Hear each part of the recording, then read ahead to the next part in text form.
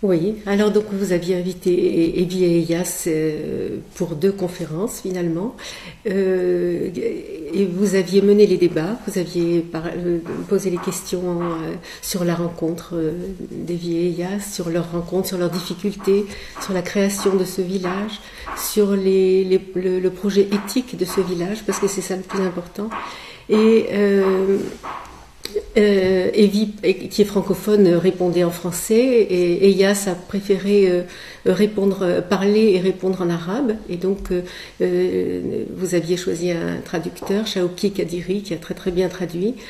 Et je crois que Elias était maire du village à l'époque. Oui, absolument. Il était maire du village. Il venait nous voir à la fois en tant qu'auteur de ce livre et en même temps en tant que maire du village. Tout à fait.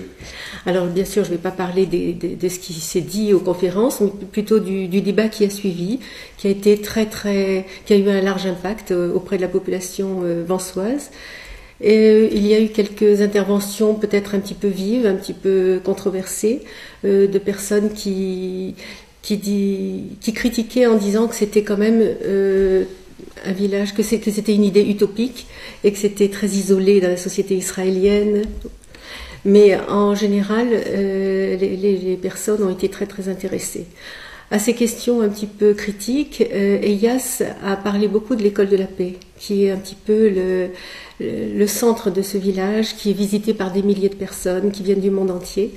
Et il racontait en particulier que lors de rencontres, quand il y avait des étudiants, des juifs et arabes qui venaient, à chaque fois ça se déroulait de la même manière, il décrit des phases très schématiques.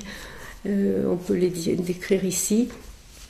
Je crois que donc il dit que dans un premier temps tout le monde s'observe aimablement, parle gentiment, s'écoute. Et puis très vite, les Palestiniens, c'est Elias qui parle, les Palestiniens prennent de l'assurance, et que dans la 3e phase, les Juifs se sentent un petit peu menacés dans cette assurance, et ils veulent reprendre un peu le contrôle des débats.